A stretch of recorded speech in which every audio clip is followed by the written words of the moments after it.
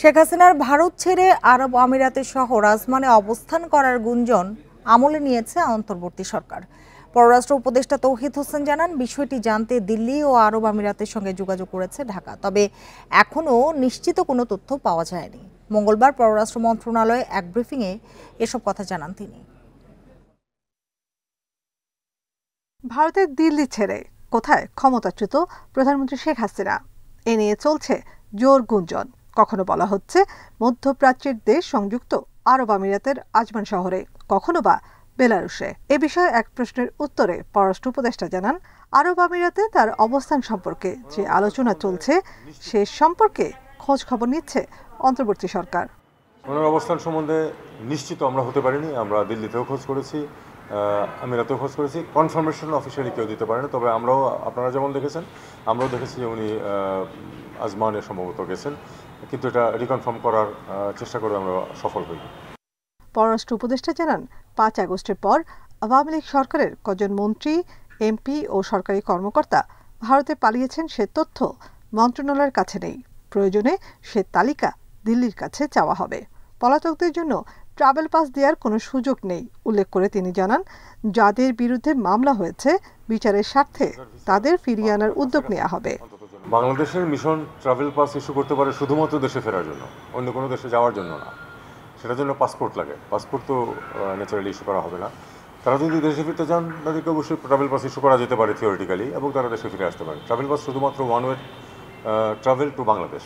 যদি মামলা যেহেতু হয়েছে বা হচ্ছে, যদি সেখান থেকে কোর্ট থেকে বলা হয় তাদেরকে হাজির করা হয়, অবশ্যই আমরা তখন তাদেরকে ফিরে আনার চেষ্টা করব। এর আগে ইটালির ভিসা প্রার্থী প্রতিনিধিদের সঙ্গে মন্ত্রণালয় বৈঠক করেন পররাষ্ট্র উপদেষ্টা। এ বিষয়ে তৌহিদ হোসেন জানান, আগামী ডিসেম্বরের মধ্যে 20,000 ভিসা ইস্যুর আশ্বাস দিয়েছে ইটালি। গতি এখনো কম, আমরা চেষ্টা করব যে এই গতিটা যাতে বাড়ে, যাতে করে। নাফিজাতুল্লাহ, ইন্ডিপেন্ডেন্ট নিউজ, ঢাকা। জুলাই গণহত্যা এবং ডক্টর ইউনূস ও শহীদ আবু সাঈদকে নিয়ে ফেসবুকে আপত্তিকর মন্তব্য করায় বরখাস্ত হওয়া ম্যাজিস্ট্রেট তাবাসসুম উর্মির বিরুদ্ধে মানহানি মামলা গ্রহণের নির্দেশ দিয়েছে আদালত। বিকেলে ঢাকার মেট্রোপলিটন ম্যাজিস্ট্রেট জাকির হোসেনের আদালত এ আদেশ দেন। এছাড়া 28 নভেম্বর উর্মিকে আদালতে তলব করা হয়েছে। অন্তর্বর্তী সরকারের প্রধান উপদেষ্টা ডক্টর ইউনূসের কাউন্টডাউন শুরু হয়ে গেছে, এমন বিতর্কিত ফেসবুক পোস্টে সামাজিক যোগাযোগ মাধ্যম সহ সারা দেশে সমালোচনার ঝড় ওঠে। এবার মানহানি মামলা হয়েছে লালমনিরহাটের সদ্য বরখাস্ত হওয়া নির্বাহী ম্যাজিস্ট্রেট তাপসী তাবাসসুম উর্মির বিরুদ্ধে। জুলাই আন্দোলনের মোড় ঘুরিয়ে দেয়া নিহত আবু সাঈদকে জঙ্গি আখ্যা দিয়ে সামাজিক যোগাযোগ মাধ্যমে কটূক্তি, পরে পুরো ছাত্র আন্দোলনকেই অসম্মানিত করা হয়েছে বলে অভিযোগ আনা হয়েছে মামলায়। উনি শহীদ আবু সাঈদকে সন্ত্রাসী আখ্যা দিয়েছে এবং এই আন্দোলনকে, যে আন্দোলন জনগণের মুক্তির আন্দোলন, এই আন্দোলনকে উনি বিশৃঙ্খলা বলে আখ্যায়িত করেছে এবং শহীদদেরকে অবজ্ঞা করে যে সন্ত্রাসী বলেছে, এটা মূলত স্পষ্টত মানহানিকর বক্তব্য। 16 বছরের ফ্যাসিবাদী সরকার পতন আন্দোলনে ছাত্র জনতার যে আত্মত্যাগ, সেটিকে খাটো করার মাধ্যমে পুরো আন্দোলনকে প্রশ্নবিদ্ধ করার চেষ্টা করা হয়েছে বলে জানান মামলার আইনজীবী। তিনি একজন সক্রিয় আন্দোলনকারী এবং আন্দোলন করতে গিয়ে তিনি কারাবরণ করেছেন এবং এই সরকারের পতনের পর তিনি কারামুক্ত হয়েছেন। সুতরাং স্বাভাবিকভাবে যখন আন্দোলন এবং আন্দোলনের শহীদদের নিয়ে বক্তব্য দেওয়া হয়, তখন এই আন্দোলনের সঙ্গে যারা সম্পৃক্ত তাদের এটা মানহানি হয় এবং তারা এটা সংক্ষুব্ধ হন। রোববার উর্মিকে ওএসডি করে জনপ্রশাসন মন্ত্রণালয়ে বদলি করা হয়। এরপর সোমবার তাকে বরখাস্ত করে মন্ত্রণালয়। তার বিরুদ্ধে চাকরিবিধি অনুযায়ী প্রশাসনিক ব্যবস্থা নেওয়ার কথা জানিয়েছে কর্তৃপক্ষ। রেজওয়ানুল হক, ইন্ডিপেন্ডেন্ট নিউজ, ঢাকা। প্রশাসনে থাকা স্বৈরাচারের দোসররা এখনো ঘাপটি মেরে বসে আছে, তারা সরকারকে বিপদে ফেলতে চক্রান্তে লিপ্ত, এমন মন্তব্য করেছেন বিএনপির সিনিয়র যুগ্ম মহাসচিব রুহুল কবির রিজভী। সকালে রাজধানীর গুলশানে ডেঙ্গু প্রতিরোধে সচেতনতামূলক লিফলেট বিতরণ কর্মসূচিতে একথা বলেন তিনি। রুহুল কবির রিজভী বলেন, লালমনিরহাটের নির্বাহী ম্যাজিস্ট্রেট তাপসী তাবাসসুম উর্মি যখন আবু সাঈদকে সন্ত্রাসী বলেন, তখন নিঃসন্দেহে প্রশাসনে এমন ঘাপটি মারা উর্মি অনেক রয়েছে। তারা সরকারের ভালো উদ্যোগকে বাধা দিচ্ছে। তাদের বিষয়ে ইউনূস সরকারকে দ্রুত পদক্ষেপ নিতে হবে বলেও মনে করেন তিনি। রিজভী বলেন, বিদেশে পাচার করা কালো টাকার ক্ষমতায় দেশকে অস্থির করার চেষ্টা করছে আওয়ামী লীগ। এ সময় সরকারকে প্রয়োজনীয় সংস্কার অতি দ্রুত করে নির্বাচন দেওয়ার দাবি জানান বিএনপির সিনিয়র যুগ্ম মহাসচিব। হাসিনার পুলিশের গুলিবরণ করেছে তাকে বলছে সন্ত্রাসী, তাকে বলছে বিশৃঙ্খলা সৃষ্টি করে। এরাই তো প্রশাসনের বিভিন্ন জায়গায় আছে, সচিবালয় থেকে শুরু করে আজকে বিচারালয় থেকে শুরু করে দেশের প্রত্যন্ত অঞ্চলে কিভাবে এই স্বৈরাচারের দোসররা একটি বিপ্লবের সরকার, একটি গণ আন্দোলনের সরকারকে ব্যর্থ করবে, সেটা তো আমরা প্রত্যেকেই জানি। সরকারি কর্ম কমিশনের চেয়ারম্যান মোহাম্মদ সোহরাব হোসাইন সহ 13 সদস্য পদত্যাগ করেছেন। বিকেলে মোহাম্মদ সোহরাব পিএসসি সচিবের কাছে পদত্যাগপত্র জমা দেন। কমিশনের এক কর্মকর্তা বিষয়টি নিশ্চিত করে জানান, চেয়ারম্যান সহ বেশ কিছু সদস্য পদত্যাগ করেছেন। সোহরাব হোসাইন 2020 সালের 21শে সেপ্টেম্বর পিএসসি চেয়ারম্যান পদে যোগ দেন। আগামী বছর 21শে সেপ্টেম্বর পর্যন্ত তার মেয়াদ ছিল। ছাত্র জনতার অভ্যুত্থানে আওয়ামী লীগ সরকারের পতনের পর পিএসসি চেয়ারম্যান সহ পুরো কমিশনের পদত্যাগের দাবি ওঠে। গত কয়েকদিন ধরে পিএসসি সংস্কারের দাবি জানিয়ে আসছে বৈষম্য বিরোধী ছাত্র আন্দোলনের সমন্বয়করা।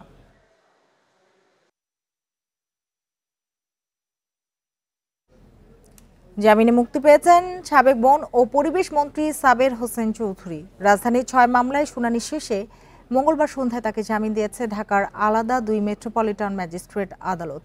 বিএনপি কর্মী মকবুল হত্যা সহ পল্টন থানার 2 ও খিলগাঁও থানার 4 মামলায় সাবের হোসেন চৌধুরী জামিনের আবেদন করা হলে তা মঞ্জুর করে আদালত। এর আগে 5 দিনের রিমান্ড চলাকালে অসুস্থ হয়ে পড়লে তাকে আদালতে হাজির করেন মামলার তদন্ত কর্মকর্তা। দুই পক্ষে শুনানি শেষে জামিন দেওয়া হয় তাকে। রোববার সন্ধ্যায় রাজধানীর গুলশান থেকে গ্রেপ্তার করা হয় সাবের হোসেন চৌধুরীকে। পরে পুলিশের আবেদনে 5 দিনের রিমান্ড দিয়েছিল আদালত।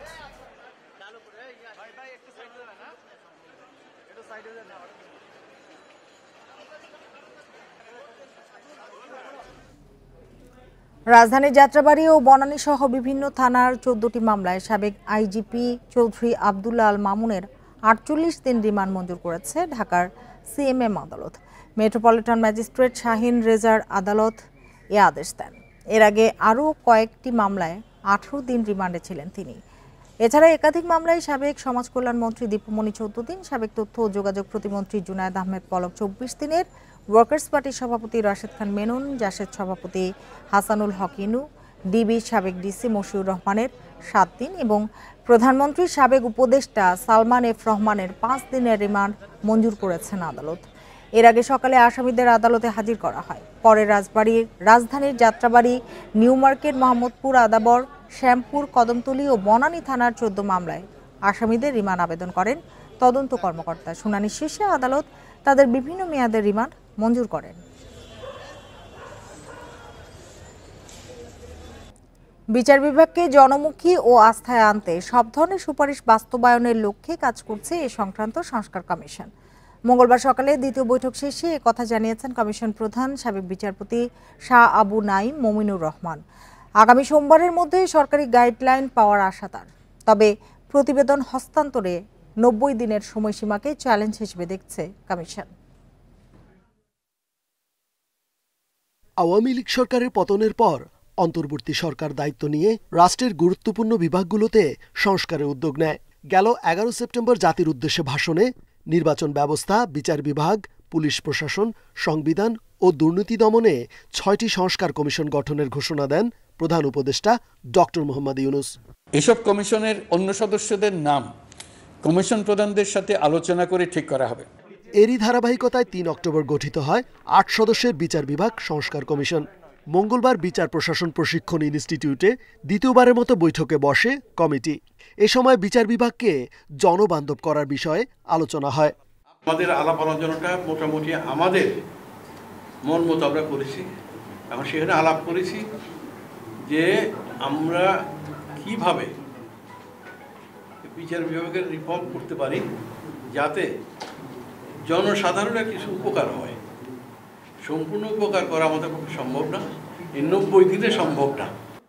সংস্কার নিয়ে বিভিন্ন অংশীজনের সঙ্গে আলোচনা করা হবে, তবে রাজনৈতিক দলগুলোর সঙ্গে বসার প্রয়োজন দেখছে না কমিশন। আমরা একটা পেপার তৈরি করেছি আজকে, এটাতে একটা রূপরেখা আছে, এটা নিয়ে আলাপ আলোচনা করবো। তারপর আপনাদের সাথেও আলাপ আলোচনা করবো। আপনাদের মানে নট অনলি মিডিয়া, আমাদের স্টেক হোল্ডার আছে, নিচের কোর্টের জুডিশিয়ারি আছে, সুপ্রিম কোর্ট বার অ্যাসোসিয়েশন আছে, ডিস্ট্রিক্ট কোর্ট বার অ্যাসোসিয়েশন আছে। রাজনৈতিক দলের সাথে যদি আমরা আলাপ আলোচনা আরম্ভ করি তবে শেষ হবে না। প্রায় 2 ঘন্টার বৈঠকে বিচার বিভাগের প্রতি মানুষের আস্থা ফেরাতে বিভিন্ন সুপারিশের কথাও তুলে ধরে কমিশন। রিজওয়ানুল হক, ইন্ডিপেন্ডেন্ট নিউজ, ঢাকা। এবার দুর্গাপূজার ছুটি একদিন বাড়ানো হয়েছে। রোববার দশমী, বৃহস্পতিবারও নির্বাহী আদেশে ছুটি থাকছে। সকালে ঢাকেশ্বরী মন্দিরে সাংবাদিকদের এ কথা জানান প্রধান উপদেষ্টার বিশেষ সহকারী মাহফুজ আলম। একটি পক্ষ সরকারের সঙ্গে সংখ্যালঘুদের দূরত্ব বাড়ানোর ষড়যন্ত্র করছে বলে দাবি করেন তিনি। এদিকে পূজায় নিরাপত্তায় কোনো ঝুঁকি দেখছে না ঢাকা মহানগর পুলিশ। হিন্দু সম্প্রদায়ের সবচেয়ে বড় ধর্মীয় উৎসব দুর্গাপূজার সার্বিক পরিস্থিতি দেখতে সকালে ঢাকেশ্বরী মন্দিরে যান প্রধান উপদেষ্টার বিশেষ সহকারী মাহফুজ আলম। এ সময় তিনি সাংবাদিকদের বলেন, একটি পক্ষ সরকারের সঙ্গে সংখ্যালঘুদের দূরত্ব বাড়ানোর ষড়যন্ত্র করছে, তবে এ নিয়ে সরকার সতর্ক। সংখ্যালঘু সম্প্রদায়ের পক্ষ থেকে নিরাপত্তাহীনতা নিয়ে যেসব অভিযোগ করা হয়েছে সেগুলোর বিষয়ে ব্যবস্থা নেওয়া হবে। এই দাবিগুলো পর্যবেক্ষণ করে আমরা চেষ্টা করেছি যে কী ধরনের পদক্ষেপ নিলে দাবিগুলোর সাথে আমরা কাজ করে যেতে পারি এবং দাবিগুলো অনুযায়ী আমরা সামনের দিনগুলোতে কিভাবে ওনাদের সাথে রাষ্ট্র হিসেবে ওনাদের যে যৌক্তিক দাবিগুলো আছে ওই দাবিগুলোকে কিভাবে মেনে নিতে পারি এবং কিভাবে ওনাদের কমিউনিটির স্বার্থকে রক্ষা করা যায়। যেসব মন্দির ও বাড়িঘরে হামলা হয়েছে তাদের আর্থিকভাবে সহায়তার পাশাপাশি আইনগত সহায়তা দেওয়া হবে। এছাড়া বৌদ্ধ সম্প্রদায়ের মানুষ কঠিন চিবরদান অনুষ্ঠান যেন নির্বিঘ্নে করতে পারেন সে ব্যবস্থা করা হচ্ছে বলেও জানান প্রধান উপদেষ্টার এই বিশেষ সহকারী। আমরা চাইব বাংলাদেশে কোনো উৎসবে যাতে বন্ধ না হয়, সব জনগোষ্ঠীর নিজস্ব উৎসব পালনের নির্বিঘ্নে আনন্দে উৎসব পালনের অধিকার আছে, সেই অধিকার নিশ্চিতকরণে সরকার বদ্ধপরিকর। এদিকে পূজা ঘিরে ঢাকায় নাশকতার কোনো শঙ্কা নেই বলে জানিয়েছেন ডিএমপি কমিশনার। মঙ্গলবার সকালে ঢাকেশ্বরী মন্দিরে তিনি কথা বলেন। এই যে পূজা অনুষ্ঠান আমরা অত্যন্ত দৃঢ় মনোবল নিয়ে এই যে আমাদের যে উপর যে দায়িত্ব কর্তব্য আছে সেটা পালন করব, এতে কোনো ব্যত্যয় ঘটবে না। ঢাকার 253টি মণ্ডপ ঘিরে পূজা কমিটির সঙ্গে সমন্বয়ের মাধ্যমে নিরাপত্তা ব্যবস্থা সাজিয়েছে DMP. Khaled Raihan, independent news, Dhaka. বিতর্কিত সাইবার নিরাপত্তা আইন পুরোপুরি বাতিলের পক্ষে বিশেষজ্ঞরা। রাজধানীতে এক গোলটেবিল আলোচনায় তারা বলেছেন, এই আইন সংশোধনের সুযোগ নেই। আরেক আলোচনায় অনলাইন মাধ্যমের বিভিন্ন আইনে ভুক্তভোগীরা বলেছেন, শুধু বাতিলই নয়, আওয়ামী লীগের আমলে যারা হয়রানি হয়েছেন তাদের ক্ষতিপূরণও দিতে হবে। অপব্যবহারের জন্য জবাবদিহির আওতায় আনতে হবে জড়িতদের। 2018 সালে নিরাপদ সড়ক আন্দোলনের সময় আন্তর্জাতিক গণমাধ্যমে বক্তব্যের জেরে তথ্য প্রযুক্তি আইনে গ্রেপ্তার হন আলোকচিত্রী শহীদুল আলম। এ সময় তাকে নির্যাতনের অভিযোগও রয়েছে। উস্কানিমূলক মিথ্যে ছড়ানোর অভিযোগে জেল খেটেছেন 107 দিন। এখনো পর্যন্ত আমি এই 6 বছর হয়ে গেছে, এখনো চার্জশিট জমা দেওয়া হয়নি, ট্রায়াল তো শুরু হয়নি, এখনো আমি প্রতি মাসে হাজিরা দিচ্ছি। আওয়ামী লীগ সরকারের আমলে শহীদুল আলমের মতো এমন ভুক্তভোগী অনেক। তাদের নিয়ে মঙ্গলবার সকালে জাতীয় প্রেস ক্লাবে গোলটেবিল বৈঠক করে 3টি সংগঠন। হয়রানির শিকার এসব মানুষ নিজেদের অভিজ্ঞতা তুলে ধরে বিতর্কিত আইন বাতিলের দাবি জানান। অপরাধ হয়েছিল কেন আমি সংবাদ সম্মেলন করলাম, তাতে বাংলাদেশ পুলিশের মানহানি হয়েছে। সব মামলাগুলো অবিলম্বে বাতিল করতে হবে। যারা ভুক্তভোগী, যাদের অধিকার হরণ হয়েছে তাদের ন্যায্য ক্ষতিপূরণ দিতে হবে, নিশ্চিত করতে হবে অবিলম্বে। কালক্ষেপণের কোনো সুযোগ নেই। একই দিনে মহাখালীতে সাইবার আইনে নিরাপত্তা ও বাক স্বাধীনতার ভারসাম্য নিয়ে বৈঠকের আয়োজন করে টেলিযোগাযোগ বিষয়ক রিপোর্টারদের সংগঠন টিআরএনবি। সংশ্লিষ্টদের মতে এই আইন সংশোধনের কোনো সুযোগ নেই, পুরোপুরি বাতিল করতে হবে। আসলে আইনটা করা হয়েছিল যাতে কন্টেন্ট নিয়ে আপনার একটা অপরাধ তৈরি করা যায় এবং সেটাতে শাস্তি দেওয়া যায়। বিশেষজ্ঞরা বলছেন, বাক স্বাধীনতার ভারসাম্য রক্ষা করে প্রযুক্তি খাতে নিরাপত্তার জন্য নতুন আইন প্রয়োজন। আমি যখনই ইকোনমিক গ্রোথ চাবো, আমি যখনই টেকনোলজি আনতে চাবো, আমি সাথে সাথে ভালনারেবিলিটি তৈরি হচ্ছে, সেটাকে যখন সিকিউর করতে যাব আমার ইকোনমিক কস্ট যাবে বেড়ে। তাদেরকে they have to bring a balance here. এটার উপরে কাজ শুরু হয়ে গেছে, চলছে, চলমান আছে এবং আমরা আশা করছি সকল স্টেক হোল্ডারের যে কনসার্নগুলো আছে এগুলোকে অ্যাকোমোডেট করেই ফাইনাল একটা ভার্সনকে আপনাদের সামনে উপস্থাপন করা হবে। সাইবার নিরাপত্তায় নিয়োজিত সংস্থাগুলোর তৎপরতা বাড়ানোরও তাগিদ দিয়েছেন খাত সংশ্লিষ্টরা। ইকরামুল কবির, ইন্ডিপেন্ডেন্ট নিউজ, ঢাকা। বাঘের সংখ্যা বেড়েছে সুন্দরবনে। ৫ বছরে ১১টি বাঘ বেড়ে এ সংখ্যা এখন ১২৫টি। বনের ১০০ বর্গ কিলোমিটার এলাকায় বাঘের ঘনত্ব ২.৬৪ ভাগ, যা ৪.৫% উন্নীত করা সম্ভব। তবে এবারে জরিপে সুন্দরবনের খুলনা অংশে একটি পুরুষ বাঘের বিপরীতে ১২টি নারী বাঘ দেখা গেছে, যা বেশ অসামঞ্জস্যপূর্ণ। তৃতীয় দফা বাঘ শুমারি শেষে মঙ্গলবার সচিবালয়ে এসব তথ্য জানান পরিবেশ ও বন উপদেষ্টা সৈয়দা রেজওয়ানা হাসান। গেল বছরের জানুয়ারি, এপ্রিল, নভেম্বর ও ২০২৪-এর মার্চে সুন্দরবনে চালানো হয় বাঘ জরিপ। বনের ২,২৪০ বর্গ কিলোমিটার এলাকা জুড়ে ১২০০রও বেশি ক্যামেরায় ধরা পড়ে ৭,২৯৭টি বাঘ। এদের মধ্যে স্বতন্ত্র ডোরাকাটা চিহ্ন আলাদা করে বিশ্লেষণে জানা যায় সুন্দরবনে এখন বাঘ আছে ১২৫টি। এর মধ্যে ২১টি পুরুষ, ৬২টি নারী বাঘ। ক্যামেরা ট্র্যাপিং ছাড়াও খালে পায়ের ছাপ গুনেও বাঘের সংখ্যা ও ঘনত্ব পরিমাপ করা হয়। সুন্দরবনে যে বাঘ যে খাবার আছে সেটি খুবই পর্যাপ্ত, খুবই ভালো অবস্থায় আছে এবং সে অনুযায়ী বাঘের সংখ্যা আরো বাড়বে বলে আমরা আশা করি এবং বাঘ সংরক্ষণ পরিকল্পনা যেটি সরকার নিয়েছে সেখানে ৪.৫ অর্থাৎ ৪.৫টি বাঘ প্রতি ১০০ বর্গ কিলোমিটারে থাকতে পারে। জরিপে পূর্ব সুন্দরবনের খুলনা রেঞ্জে ২০টি শাবক পাওয়া গেছে। তবে নারী পুরুষ বাঘের সংখ্যা বেশ ভারসাম্যহীন দেখা গেছে। সেখানে একটি পুরুষ বাঘের বিপরীতে ১২টি নারী বাঘ রয়েছে, যা আগামীতে বন জুড়ে বাঘ প্রজননে বড় প্রভাব ফেলতে পারে। অন্য এলাকায় যদি মেলের সংখ্যা অনেক বেশি থাকে তারা কিন্তু অটোমেটিক্যালি তারা মাইগ্রেট করে অন্য জায়গায় চলে যাওয়ার কথা। যদি না যেয়ে থাকে সেটা কেন যাচ্ছে না সেই বিষয়টাও কিন্তু গবেষণার বিষয়। সেই জন্য পুরো ইকোসিস্টেমটা রেঞ্জিং প্যাটার্নগুলো গবেষণা করা দরকার বলে আমি মনে করি এবং ওইখানে আরও কিভাবে মেল বাড়ানো যায় সেই বিষয়গুলো লক্ষ্য রাখতে হবে। জরিপ প্রকাশ অনুষ্ঠানে পরিবেশ ও বন উপদেষ্টা জানান সুন্দরবনের জীববৈচিত্র্য রক্ষায় নতুন কিছু কর্মসূচি হাতে নিয়েছে সরকার। কয়লা ভিত্তিক রামপাল বিদ্যুৎ কেন্দ্র থেকে দূষণ হচ্ছে কিনা তা যাচাই বাছাই হচ্ছে। রামপালের বাতাস খুব পরিষ্কার, সুন্দরবনের ক্ষতি হবে না, কিন্তু ওইখানে যারা থাকেন তারা কিন্তু কিছু অসুবিধার কথা বলছেন। ফলে রামপাল থেকে যে ডিসচার্জটা হচ্ছে সেটা আসলে কমপ্লায়েন্ট কিনা, সত্যিকার অর্থে আইনের সীমার মধ্যে আছে কিনা সেটা দেখবার জন্য আমরা একটা নিরপেক্ষ অ্যাসেসমেন্টের কাজ শুরু করেছি। গবেষকেরা বলছেন ৫ বছরের পরিবর্তে ১০ বছর পর পর সুন্দরবনে বাঘ জরিপ হলে আরও নির্ভরযোগ্য ফলাফল পাওয়া যেত। এক্ষেত্রে আরও বেশি সংখ্যক গবেষক সম্পৃক্ত করার পরামর্শ তাদের। Shahriar Anirban, independent news, Dhaka. এই ছিল এখনকার সংবাদ। ইন্ডিপেন্ডেন্ট টেলিভিশনের সব খবর আরও বিস্তারিত জানতে চোখ রাখুন ফেসবুক, ইউটিউব এবং এক্সে। ধন্যবাদ সবাইকে এতক্ষণ সাথে থাকার জন্য।